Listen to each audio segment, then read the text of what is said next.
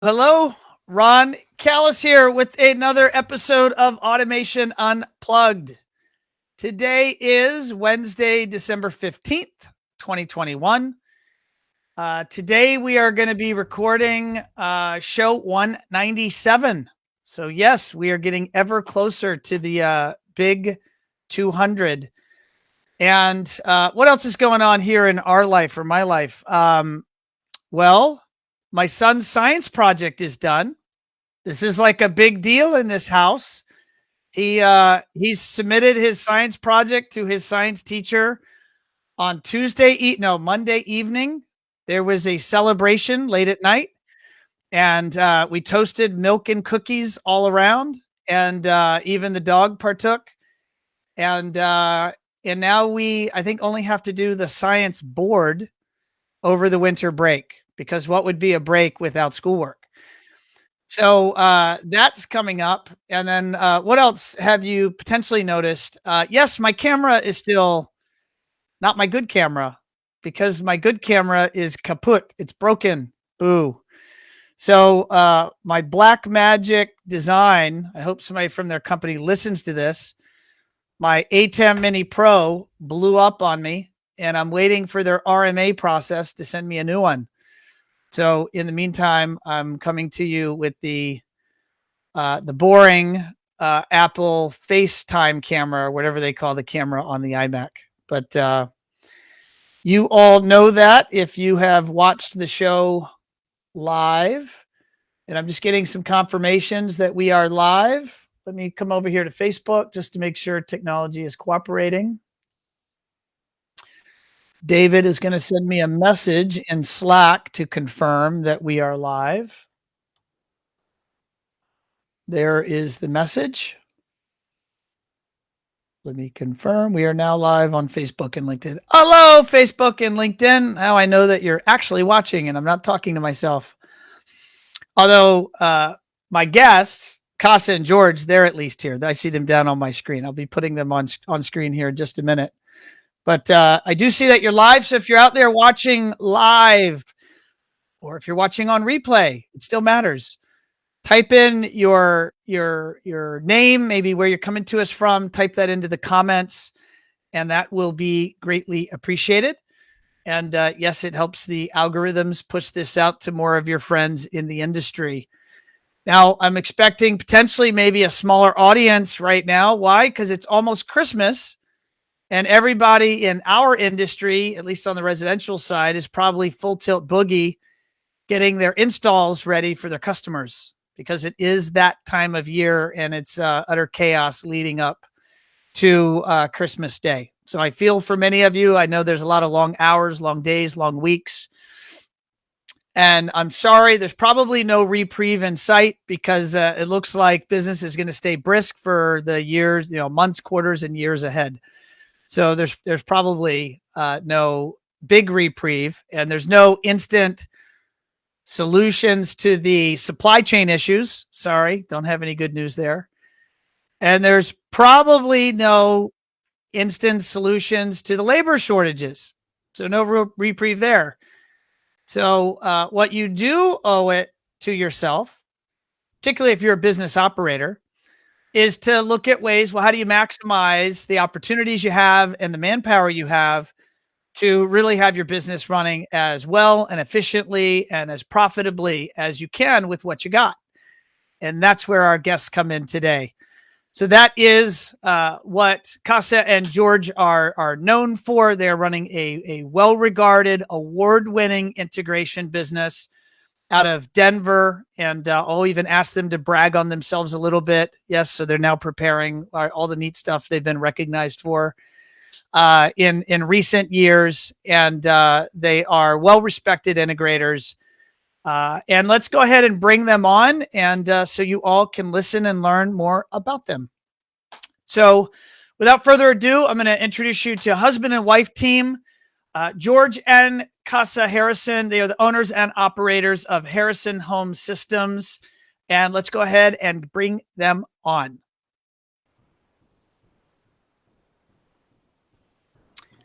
Hey, guys. Hey, Ron. Hi, Ron. Good to see you. Good to see you. Guys are coming in clear. You sound crisp. Where are you coming to us from? We are in Lakewood, Colorado, at our office, our new showroom. Lakewood, Colorado. So help us out. So for us geographically challenged people like myself, is that Denver? Is that a suburb, or where does that sit to the big city of Denver? We are about 1,000 yards from the Denver city limits. We are on what's called 6th Avenue, a small highway that comes into Denver, about 5 minutes from downtown. So we're really close. Oh, goodness. Yeah, so pretty central.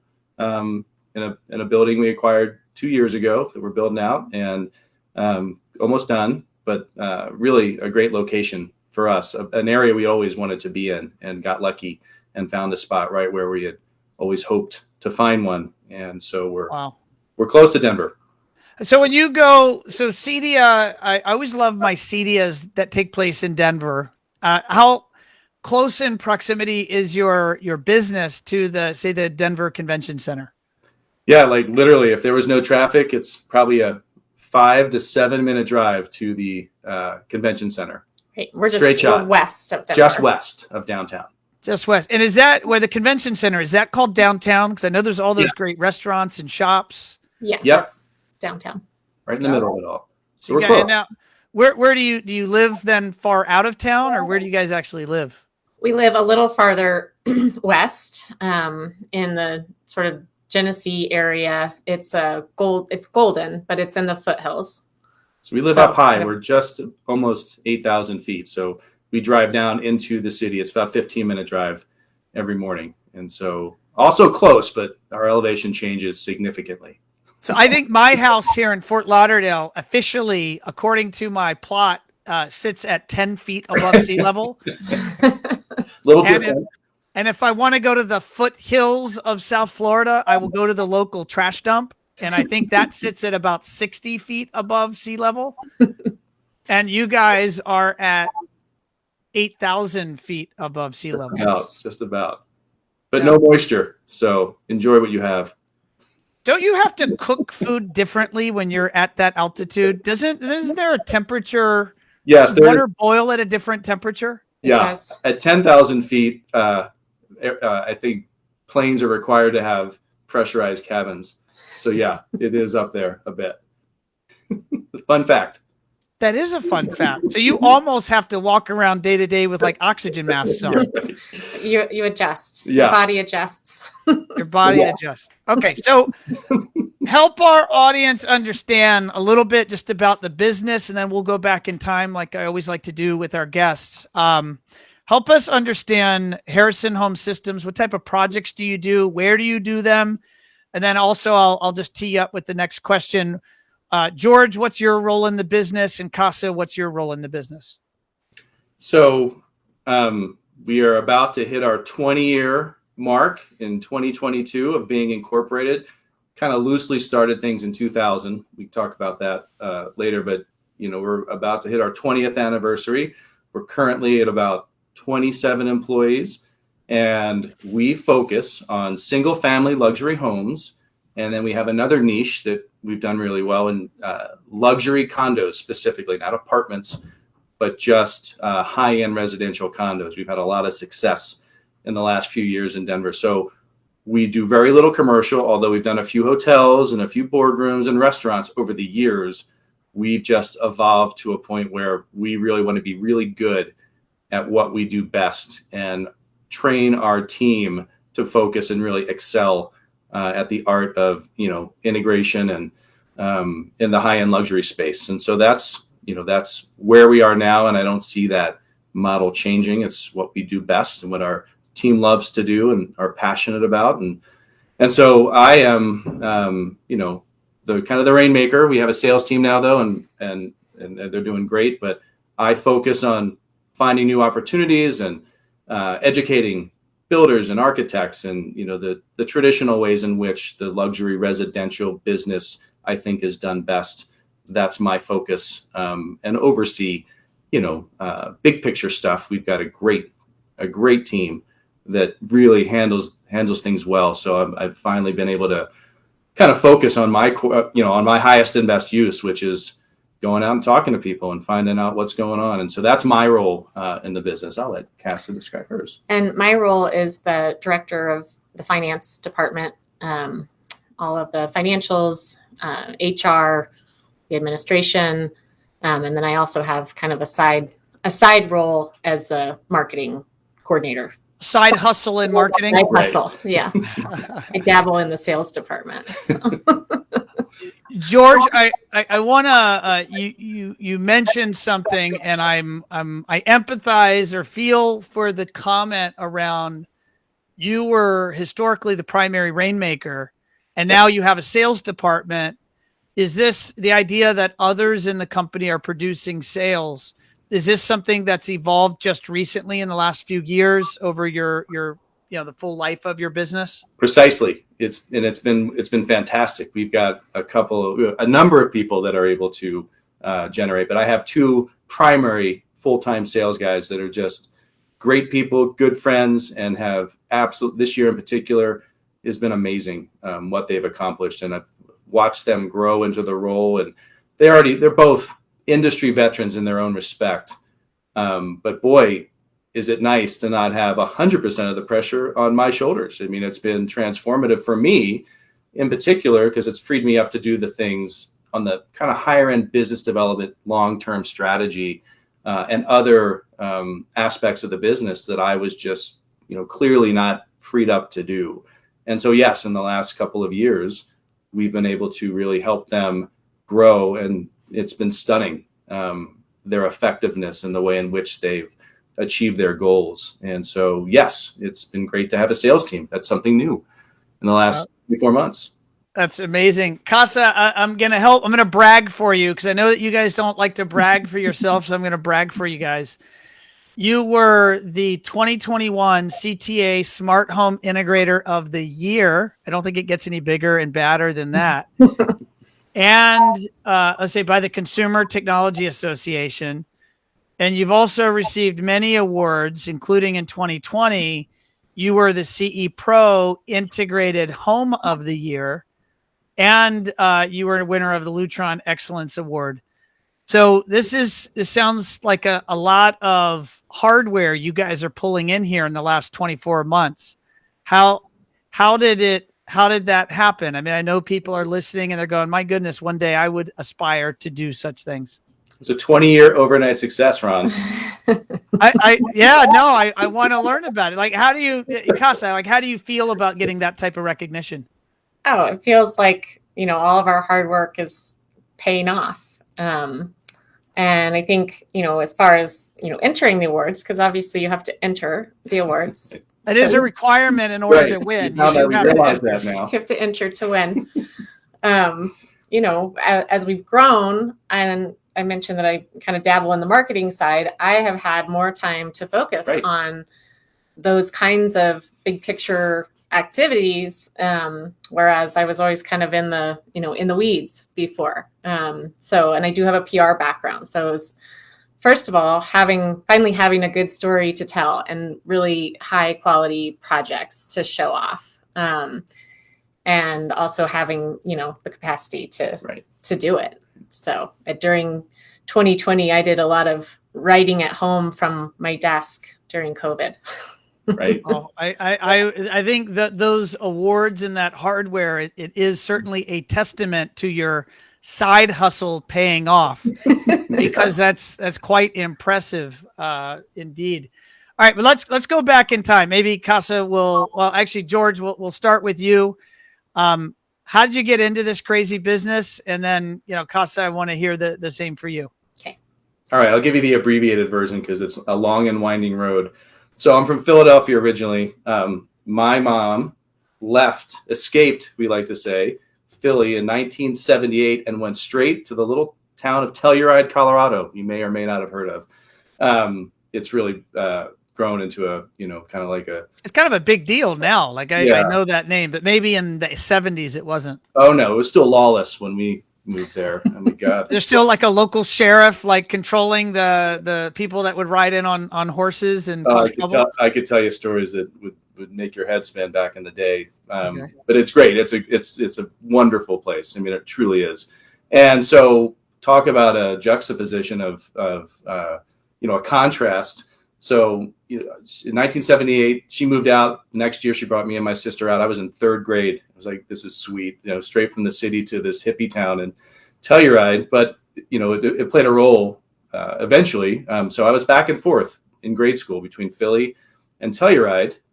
Didn't like Telluride as a kid because it was just such a contrast, such a shock to the system. But having been there, I got to see what the luxury residential environment was in a very early age, and didn't think it would play any role in my future. So back and forth as a kid, moved back in 8th grade, and my dad got transferred from Philly to New Philadelphia, Ohio, the middle, 20 minutes south of the Football Hall of Fame, middle of nowhere. But I went to high school there and 2 years of college. But I went to Votech school my second 2 years and didn't have a clear path to college at that point, and went into the industrial electricity program. So essentially, I was going to be an electrician and didn't think that would hold any relevance later in my life.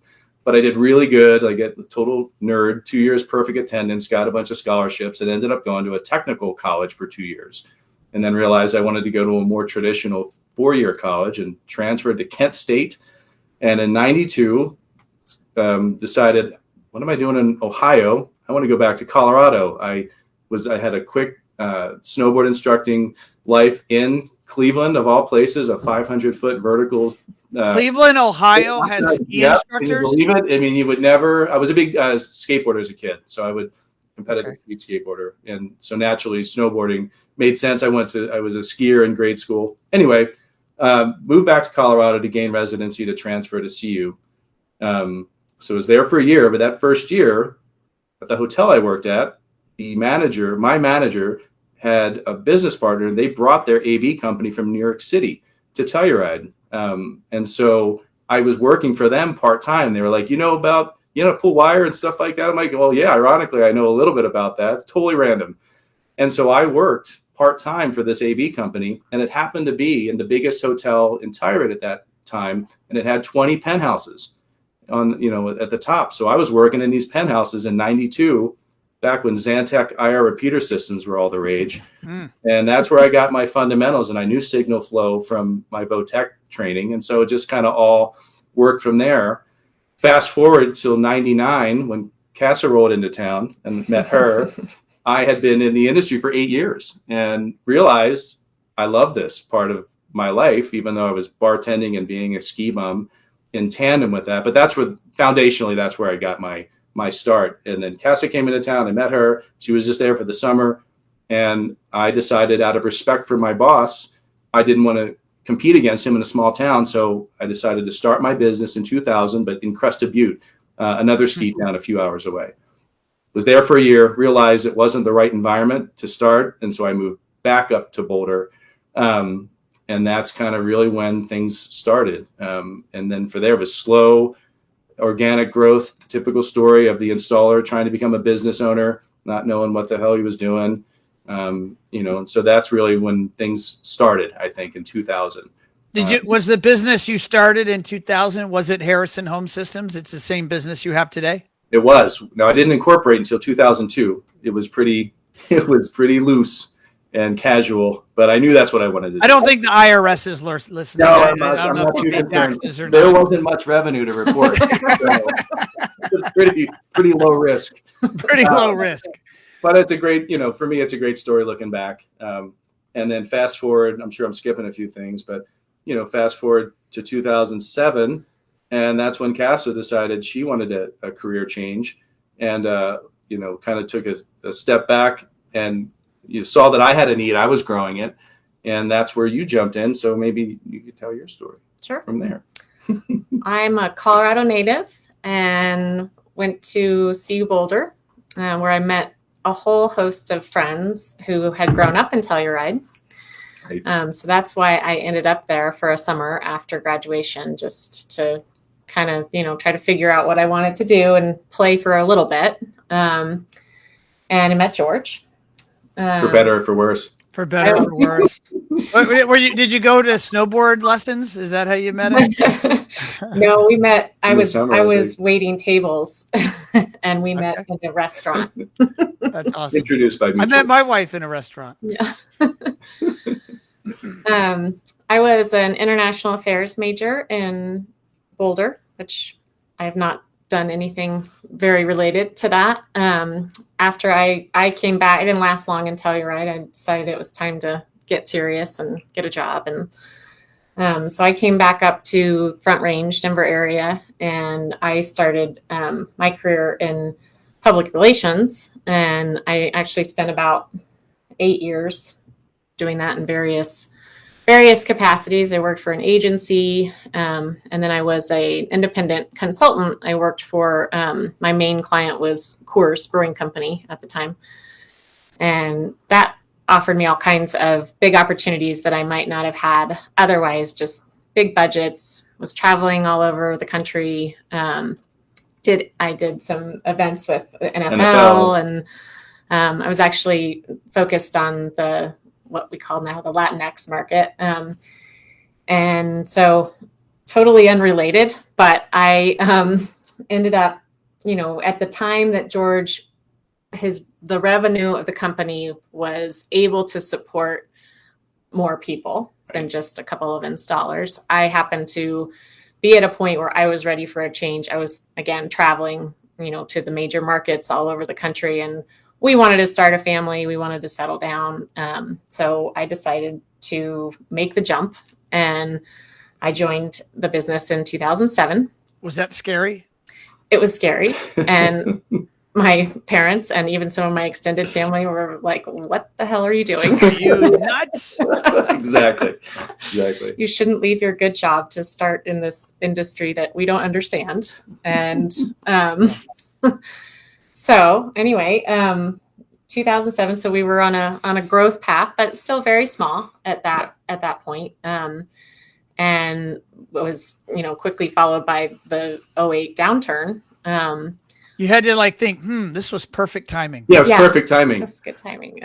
But we actually were positioned well because we had a foot in the door in the mountain markets, and we were a small, nimble alternative to some of the established companies up there at the time. Okay. And, when I think people were looking for value, even on the high end, people were looking for value because it was a scary financial time.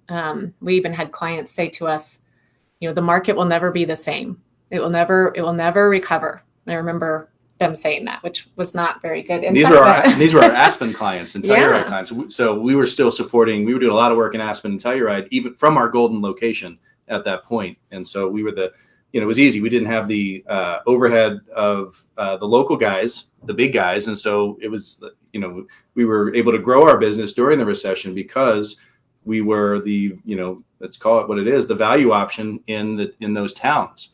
And so we didn't know that would happen, but that was how we were able to sustain and continue our growth path.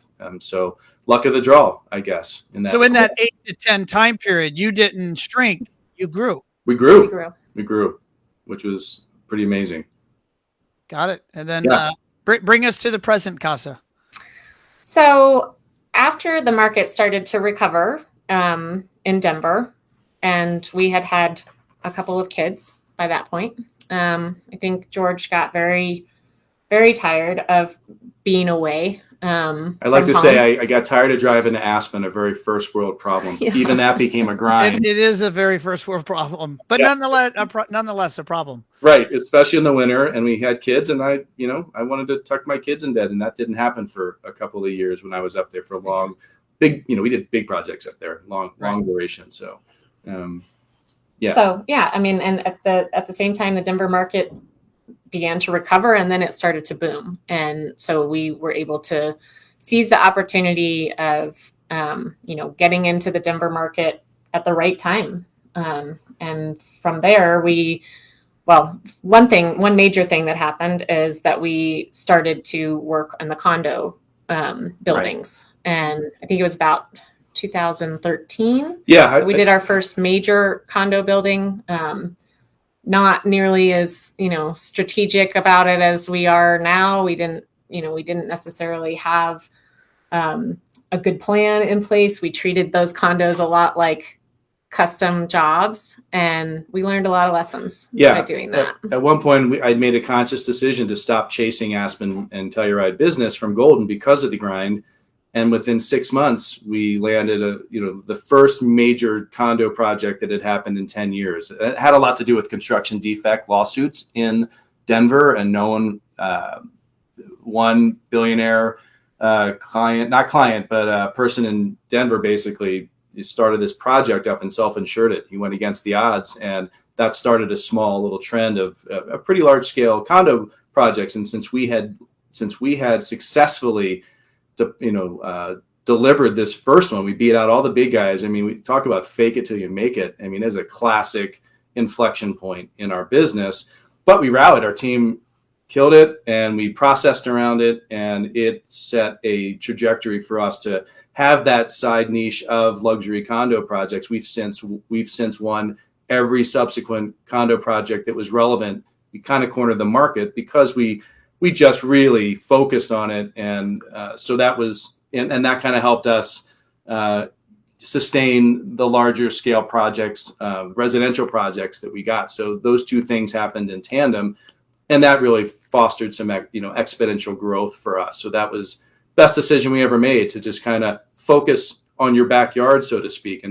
And it was instant gratification, but a very impactful and compelling aspect of our particular story. And so we've never looked back. It's been great. We're still doing those projects today. High level, George, the pandemic, what's it been like for you guys the last 24 months? Unbelievable roller coaster. We went and took the biggest risk we've ever done and bought a 10,000 square foot building 90 days before it started. And we hadn't even moved out of our previous place. I mean, you couldn't have been, it couldn't have been worse timing. You had to have been terrified. Oh, terrified. We were just like, perfect. We bought this building. Who knows? We'll probably lose it. It'll be great. I mean, it was just. Glad we can laugh now. Oh my God. Yeah. I mean, it was serious. It was a serious, the timing was just terrible. And trying to navigate that was, our team, the resiliency of our team was absolutely amazing. I mean, it was tough all over. But for our particular story, it was, an added layer of risk that we didn't anticipate, and we powered through it. So the last 24 months have been amazing, but it started off pretty scary, as well for everybody else. But for us, having just made the biggest single investment in our life, 90 days later, we're just like, exactly. Great timing, huh? Yeah. We've always tried to run lean and, be conservative about the risks that we've taken. And so, it was a calculated risk. It was, and it's turned out well, but it was very, very scary. Yeah. And especially having, been in business through 2008, we anticipated it would be more like that when things first started. We didn't anticipate that people would start to invest all their travel and, disposable income into their homes. So obviously that's been good for our industry. So I would say like 2020 was kind of the best of times and the worst of times for us. I mean, we won great awards. We had a lot of success in a lot of areas, but then it was, as it was for everybody, just very challenging. It was a very ironic year. We had a COVID outbreak early in our company. And yeah, I mean, those are some of the more stressed out days I can remember. But, one thing we were very thankful to have was the EOS Entrepreneurs Operating System in place. We had a leadership team that could help us navigate some of those difficult.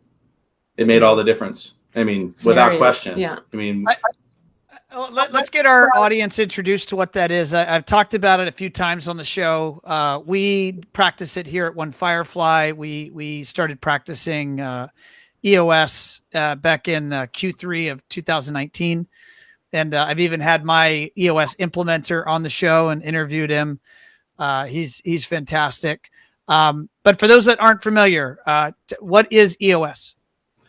Well, it's essentially a proven set of simple and practical tools that that syncs your team, that helps you establish process. And I'll let you you're probably more eloquent description than I am, but a way to get. Really, my opinion is it gives everyone in your company a voice. It helps clarify issues and in a practical way that allows everyone to help solve problems and organize and, row in the right direction, it lets you add to it too. Right. I mean, it's just basically like an operating system for your business. And it gives you a roadmap, how to have meetings, when to have meetings, who should be involved. There's a cadence to it. There's a predictability to it. Helps you get your org chart put together and helps you define what your values are, start to hire and sometimes fire over core values. So yeah, I mean, it's a whole host of things. In some respects, it's a little hard to describe, but I think. Cass, do you ever think of how you ran the business without it? Oh, I remember. Yes. It was painful. We had a lot of rambling meetings. Let's pick on meetings. So what was a meeting like before the L10 structure and IDSing? And I'm using some EOS buzzwords. Right. What was it like before that, and what's it like now? Well, for one thing, we tended to invite everybody to meetings. And I think the tendency was to ramble and go off on a lot of tangents and talk about things and not solve them. So, we'd come away saying, yeah, that was a great chat, but we didn't really solve anything. And if anything, we came away maybe more frustrated and overwhelmed than we'd started. And wasted a lot of other people's time that it wasn't relevant because it wasn't delineated topics. And so inefficient, free for all. That's so George, talk to me about issues and solving issues and maybe the before. How would issues that existed present themselves in the organization, and how do they get addressed now? Yeah, it used to be just a general bitch session and people bitching about each other across the table and heated arguments and, wounded pride and all the things that come with lack of structure. And EOS its primary focus is to identify and solve issues. And once you start to identify those, so now, having just recently disseminated the level 10 structure into the departmentally, company-wide, it's transformative. It's truly amazing. People now realize, oh, I can bring this up as an issue. It will be treated with respect. It will be, a democratic process to decide if it's relevant right now. And again, my cliche term is it gives everybody a voice. Everyone feels comfortable and knows that any issue for anybody is fair game and it's a problem to solve. And when you have that trust in your organization, it changes the game. And, I just feel like, the cadence now is predictable. Everybody knows what to expect. It's efficient. If you start to get off topic, like I tend to do all the time, someone will throw a tangent flag at you and keep you on course. And I'm the worst. Is a tangent flag like a physical thing in the office that gets raised? Well, no, only because we started with Zoom. Otherwise, it would have been, a physical flag. But no, I think there's consensus. Everyone understands now how it works. And it's just great. I just feel good for us having done it, because I think it just makes everyone feel good about, how things get resolved. And there's no more, rumors and cattiness and all that stuff it's human nature stuff that you process out. But it's not this big, heavy, burdensome, corporate construct. It's really simple and it's accessible to everybody. And I think those things that's how you get traction. I hate to use the term, but that's exactly how you get traction. You get buy-in. And so it's been fantastic. Casa, should a business exist to make money? Yes. Is that a bad thing or a good thing? No, it's not. And I think it's, I think ideally you want to make money as a business owner, but you don't know how really, or we didn't know how really important it was until we started working with Vital Management, maybe 3 to 4 years ago. And they talk about, profit first, about that, organizations should be profitable to be healthy businesses, that you're not doing your employees, your clients, or yourselves any favors by breaking even or, even losing money. So we've changed the way that we think about that significantly. And I will give a little shout out to Vital Management just because they've helped us so much just understand some of the metrics and what we should be looking at on a regular basis. Some of those ratios that, we didn't just know starting this business together years and years ago. And one of the things I think we've had a lot of success with is relying on consultants and experts. We got to a point in our business, and that was one of the reasons we started EOS as well. So we felt like, oh my goodness, this is outgrowing us. It's becoming something that we don't know how to manage. I don't have an MBA. I don't have that rigorous business background to just know how things should be. So you have to kind of admit what you don't know and take on some of those consultants, and they can be expensive, but we think they're worth it. They are, paid for themselves. And our EOS implementer, Brad Whitehead, is an industry veteran, and I can't imagine having anyone else. And so, we're very fortunate that we have someone in place that knows our industry, has been there. I mean, that is also a kind of a unicorn in that respect. And so, we're so appreciative of the way he's helped advise us as our implementer. I'm not sure, I didn't actually catch who your implementer was, but we were just very fortunate to have one that was here local that knows the added benefit of our, market analysis and has been there before and has been in the trenches for better or for worse. And it's just been such a transformative, and I know you probably feel the same way. I mean, it's game changing, and I couldn't recommend it more highly to anyone out there that may be listening. It's good stuff. It really is. Yeah, I think it's fair to say in my experience, if I knew of an implementer in EOS that had a marketing agency focus, I probably would have sought them out. Right. But I didn't know of that. So I went with, I'm not going to say second best because I love my implementer. Of course. But I went with someone that I've known for 11 years that has been doing this and helping other businesses. And he's been, I'd say it's fair. You use the word transformational. It's been transformational for our business. I think there are potentially plenty of good business coaches out there. And I'm not to say that traction is the answer for everyone, right? But it does provide structure. When, like you said, I mean, I'm an engineer by education. Right. I'm not an MBA. I didn't go to school for business. I've mostly made it up as I've went. Right. And so getting some structure, I can read a rule book though. That's right. And I can follow instructions, and I can, I'd like to think I can anyway. So I think for that business owner operator, it is quite helpful. I'm going to go, Casa, what has been one of the hardest things for you personally, maybe hardest, but transformational for you in terms of the EOS kind of life or following those systems? Well, what we uncovered is that I have a really hard time letting go of. We found one weakness. It took us 2 years to find one weakness. What our listeners don't see, I know those watching the video see this, but George is patting Casa on the shoulder, telling her it's going to be okay.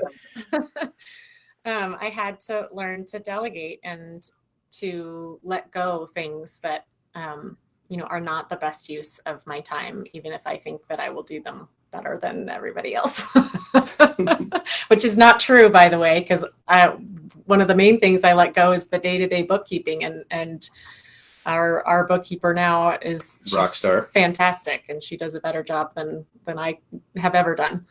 It's scary though to let go. It's scary to delegate. Yep. Yeah.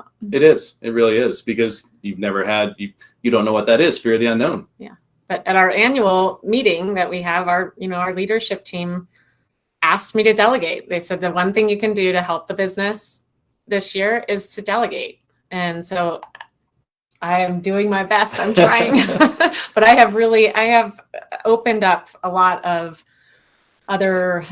time, a lot more energy for other things. And one of the things that we've finally been able to do is a really comprehensive marketing strategy plan with the help of awesome One Firefly. But we knew you guys were out there, but honestly, it was like, we didn't have anybody that could focus on it. And so for us, unsolicited shout out. I mean, it's been pretty amazing to watch you guys operate. And I sought out, just a quick point, just to validate this. We hung on to the previous situation we had, but I sought out some other industry veterans that said, you need to think about this in a different way and understand how efficient and the process that they use works. And I was a little apprehensive until we got into it, and absolutely amazing how you guys roll and how your organization works. I mean, it's impressive. I just want to, again, unsolicited shout out. It's been so impactful for us as well. That's another big thing. And if had Cass not been freed up to open up and start to look and realize that, I mean, it's been a great, another unintended consequence of EOS was the relationship that we've had. And so I just want to say I appreciate it. No, likewise. I appreciate you guys. George, you officially get to call yourself my longest sales cycle in company history. I love it. No, I'm glad you brought it up. I'll never forget it. Well, there was one point 10 years ago, you're like, George, are you ever going to buy anything from me ever? And I said, John, here I am. You were telling me off camera that I didn't even remember this, but you were telling me that you remember meeting with Doug and I at CEDIA 2008. That's right. And I'm going to share on my screen because I actually have a picture of this. I love it. I couldn't believe that you had evidence. I had evidence. So why don't you describe to it's small on the screen, I know, but why don't you describe to our audience what's on the screen? Yeah. So way back before you were still working for, I forget exactly which company it was, but you were about to launch, and you and me and Doug Dodd sat in the hallway of CEDIA in 2007 or 8 Indian style as you pitched this concept that you were about to unveil. And I was like, wow, I wish I was advanced enough to be able to leverage what you're doing, but I was not quite there yet, but it was fascinating. And I vividly remember that as, boy, someday when we grow up, we're going to be able to work with these guys because they're doing really good work. And I just thought it was so funny that I forget when I heard it, either in one of your other podcasts or a discussion, that you still have that picture. I thought I might be in it because I didn't realize you had a few others, but I love the story. It's a testament to your tenacity. And we're just so glad that we've known you for as long as we've had. It's a great story. And so, again, so impressed, and to have just gone through the experience validates you're doing good work, and you've been doing it for a while. So I love that there is a picture of it to prove it. Things happen at the right time. I'm glad you hired me in the last year or two and not 13 years ago, because maybe the experience would not have been the same. It would not have been the same. Everything happens for a reason, and they tend to happen when they need to. And this is a perfect example of that. So thanks for sticking with us. No, likewise. And I appreciate the kind words. George, I'm going to pass the same question back to you. What has been one of the biggest transformations for you personally in kind of instituting this EOS traction system, this set of operating system procedures for your business that have maybe caused you to reassess what you do and why you do what you do? Yeah, just having predictability and really focusing on, KPIs and understanding, having the data portion of the EOS meeting. And I also want to give a shout out to our operations manager. I think I was, mentioning, we found we had a recruiter that brought us someone out of the blue. We never worked with this recruiter before, but we met a gentleman, Michael MacArthur, who'd worked in Texas, and we got this resume. And not only was he an implementer for another EOS company, we were considering iPoint at that point. He had that. He helped another company in Texas transition from D-Tools to iPoint, which is a hard decision. And he also had experience with Vital.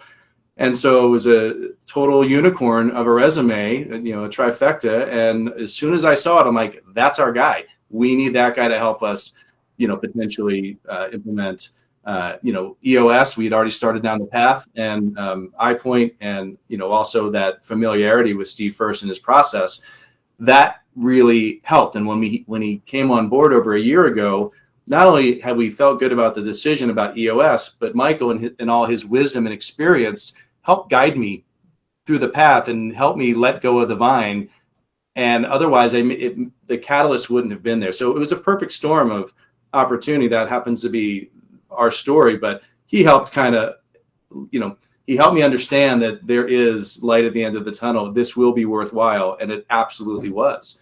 And so now, fast forward, I'm freed up to do the things I need to do. I now have a sales team.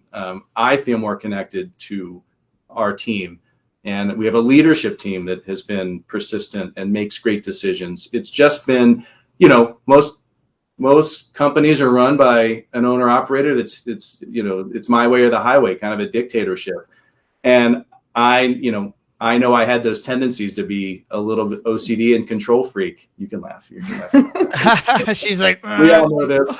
She's looking at the camera. Oh yeah, that's true. Yeah, that's true.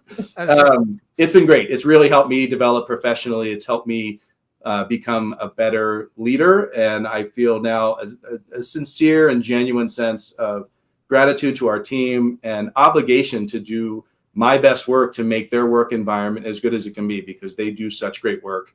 We are such a cohesive team now. I mean, you can't even compare where we are as a company now to where we were just a few years ago. And I personally attribute a lot of it to EOS, but and our team. And I just feel better every day going to work because of it, because I feel like we are all rowing in the same direction. There's that sense of respect. Everybody has a voice, and that's so important. And it's just, you can see how your culture is affected by it in a positive way. So it's been great. I hope that answered your question. No, it's great. How do you, to call the elephant in the room, running a business is stressful. Yeah. And oftentimes it can be challenging for any of us, all of us listening, it can be challenging to not take the stress from the day and bring it home. And here you guys are, a husband and wife dynamic duo, front of house and back of house, running a very successful, growing, award-winning business. How do you guys think about and what actions do you take to make that work? Because I'm just guessing that that's probably hard. Oh, it's easy and it's perfect. I don't believe you. No, it is hard. It's challenging. And when you put kids on top of that, right. You're married, you're co-parenting, you're running this business. It's like a lot to ask of one person in your life. You have to be a lot of things. I think one of the things that's helped us is having, pretty delineated roles, and we always have. I have never tried to be a front person, a salesperson.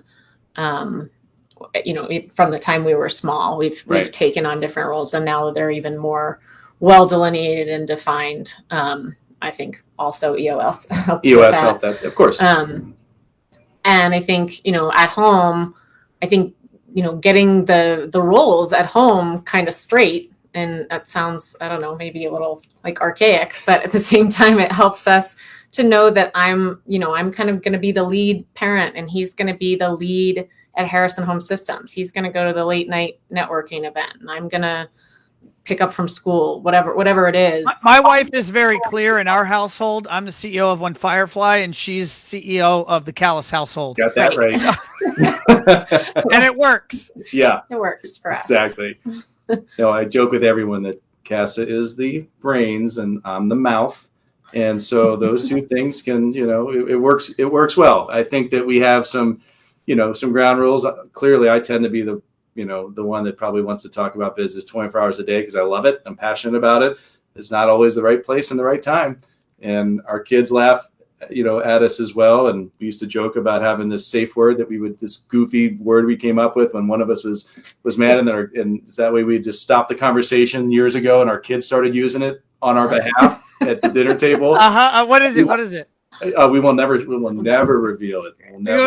So you have a secret family code word. That's right. Just the Harrison family secret. But now I would say, we could say, you could add that to the issues list, right, and we'll discuss it. Exactly. Do you have a families? Do you follow L10s for the family? No, maybe we should. Maybe we should. Interesting. It's a good idea, Ron. That is a good idea. Maybe I'm onto something there. Right. But it's hard. No, that's awesome. So I'm mindful of time, and I want to try to make sure we get you guys and our audience out of here at an hour. So we got about 10 minutes or so. I want to talk a little bit about technology and brands and industry trends. And I think that I know you guys are pretty big Lutron dealers, and you've had a lot of success with Lutron. Yeah. And so if you guys could talk maybe a little bit about, I'll be very specific, the Ketra business and the circadian rhythm lighting, and what are you guys seeing there? Are you seeing demand for that? And kind of what is the IP addressable or smart fixture business look like for you guys, as because I know that there may be many listening that haven't gone there yet, whether it's with Lutron or another brand, but it seems that it's coming at our industry from all directions. I mean, smart fixture seems to be, I think it's going to stick. At least that's what I'm feeling, versus 3D TVs. They didn't exactly stick. And will wellness stick? I don't know. Right. But tunable lighting is part of wellness, so maybe it will stick. No, that's exactly right. So I've spoken a lot in the last year on panels about fixtures, because we jumped in a little ahead of the curve, thanks to HTSA specifically, thanks to Tom Doherty in particular and the work he's done. And, I am partial. I didn't want to talk brands, but since you brought it up, Lutron and what they're doing and what they just did recently will be a big inflection point, just like they did with shades 20 years ago. They basically are betting on the integrator to lead the way in the fixture category in the future, and have made some very specific moves to supplement their already huge move in acquiring Ketra. I mean, I don't know if people realize how impactful the decisions that Lutron has made. And again, we're biased, but at the same time, I think it's the best way forward, and I think it's a justified way forward. I think we're fundamentally, we're typically tasked to control, provide control systems, and fixtures are a big part of that. And if we don't have a seat at the table to help guide that discussion and present a quality control package from beginning to end, it's chaos. And I feel like the work that has been done to open up the eyes of the major fixture manufacturers, that the AV guys are best positioned, and I think very much appropriately so, to lead the way forward. I think it's a missed opportunity, and we're all in. The pandemic slowed down our showroom design, and there's a silver lining to everything. The announcement that Lutron made with intelligent lighting and addressable fixtures changed the entire trajectory on how we designed our showroom, because that's what's up. That's where it's going.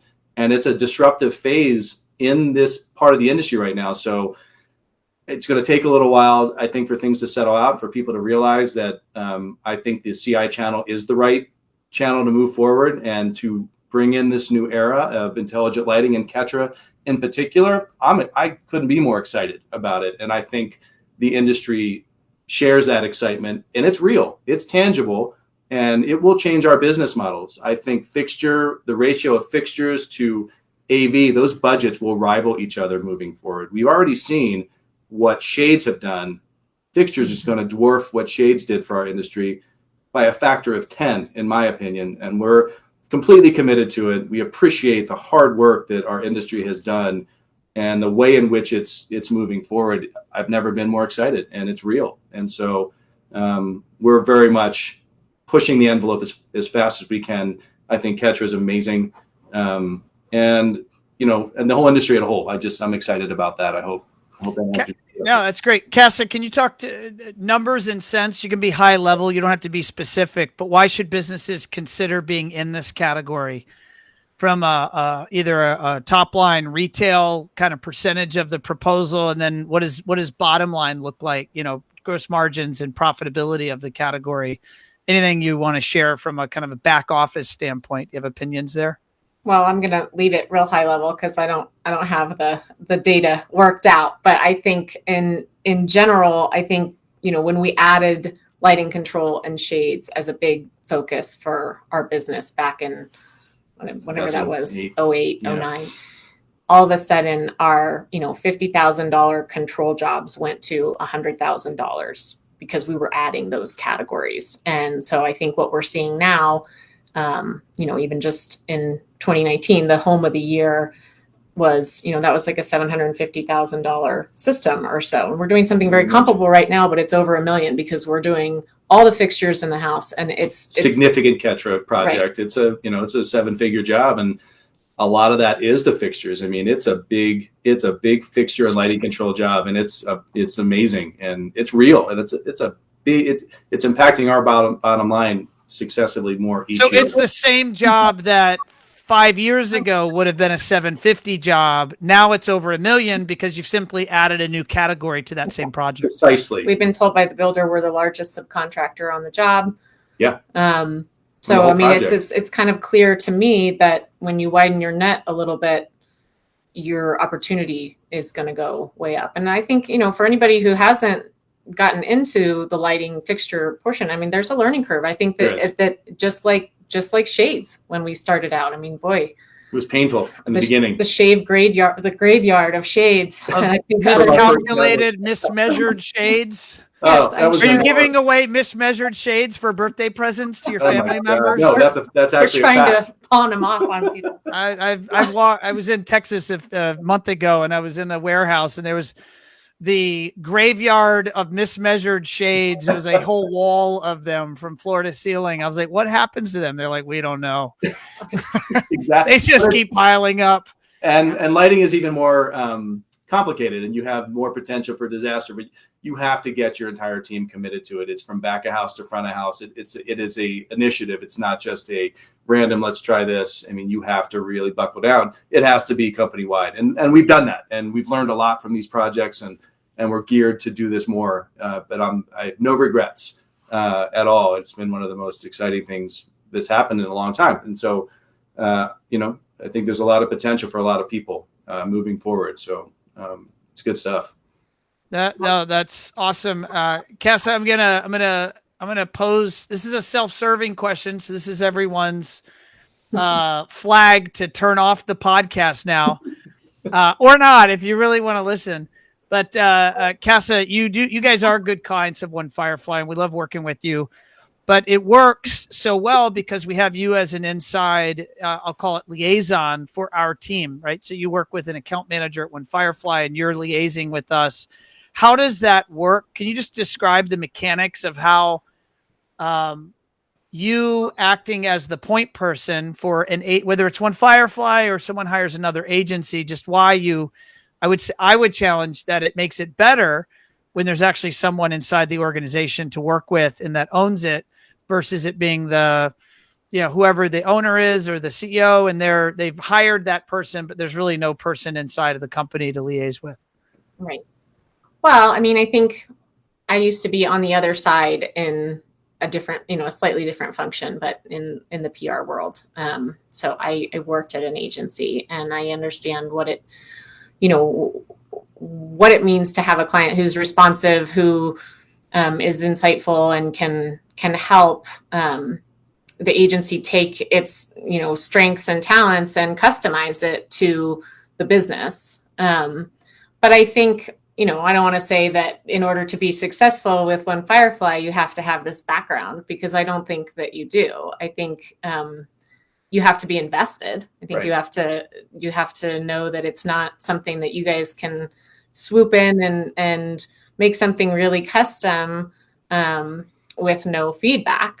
So I think that's like part of being a good client is giving feedback and helping whoever you've hired, to get what you want. So I don't know if that answers. No, I think that's great. There's a great analogy to a customer. If you guys have a customer and if they participate, the end product, I'm imagining, probably is better than if they don't participate. Absolutely. But your processes and the way in which you've fine-tuned it, I mean, I never expected the experience that we got on the onset, and that was the pleasant surprise. And so I want to say that, working with an agency that's focused on our industry is so awesome, right? Because we've had some consultants in the past and everything, and not to take anything away from them, but we work in a very niche industry, and it's very difficult, I think, for people to understand unless they've had context, real experience in our industry. First of all, what we do, and who we market to. And so it just was very refreshing to work with your team because you understand it on a very high level. And, some of the things that you have in place that you can just kind of pick from. And then we did a lot of customization, but I know that not all your clients do, and you still turn out a really good product. Yep. I'm gonna close on this one last point. You guys have been doing a fantastic job of photographing your projects. And whenever you have beautiful photography, it makes your marketing better. And I, as the CEO and founder of One Firefly, I don't always get that. And in fact, I'm going to say I typically don't get that to work with. But you guys are doing that. Maybe could you guys close on your thoughts of why do you do that, or why have you started doing that? Because it really makes such a superlative difference in your brand presentation to the world. Sure. I mean, I think that we have been strategic in partnering with whoever is doing the main photography in the home. So we have not, photography is very expensive, especially for, a smaller company. So we have found out who's doing, whether that's the architect or the builder or the designer, who's doing shots for the home and offer to split the cost, show up on site, idea.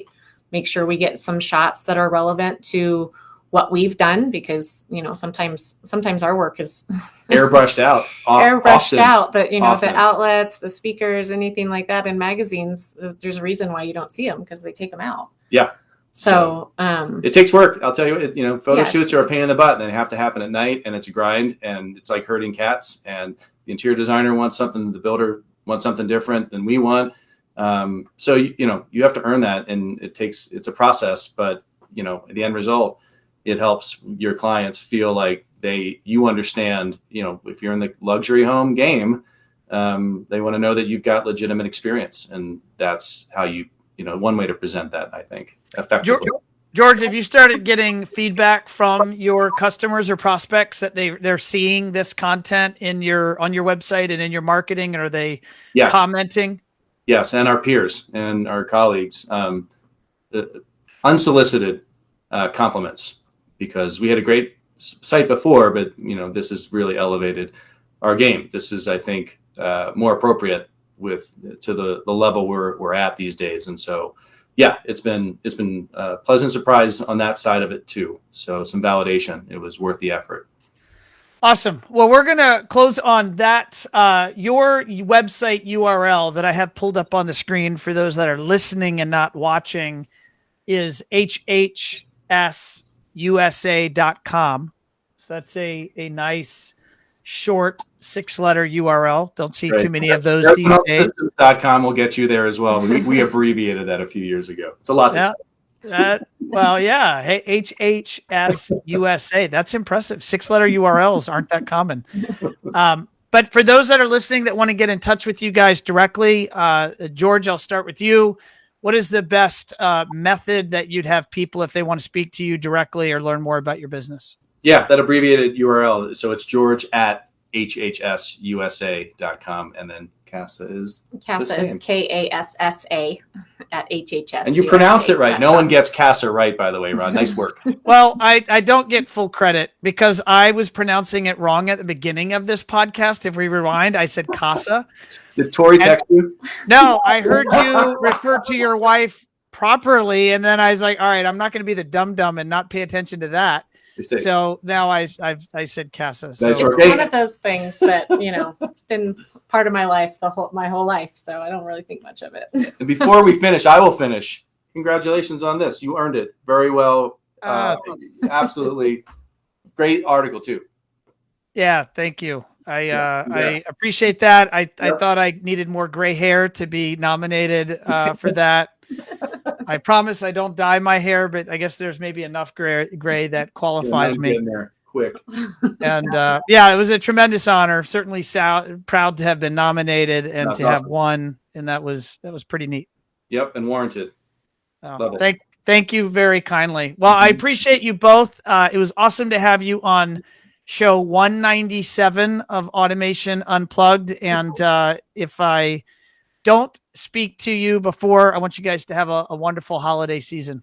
Same to you and your family. Thanks so much for having Thanks, us. Ron. Appreciate it. Good to see you. Thanks so much, guys. Right. All right, folks, there you have it. Show 197, Automation Unplugged, with the one and only George and Casa Harrison. They're just really running such a wonderful business, a thriving business. I talk to vendors, I have friends around the industry, my dealers, and I also have friends that are the people behind the manufacturers and the service providers. And this business in particular really stands out because people will often refer to or they are proud of their relationship with Harrison Home Systems, and that has been earned over long tenured career of working together. And at the end of the day, people's opinions of others are often born on what they do, not what they say. And that's how I judge people. Don't tell me you're going to do it. Show me you're going to do it.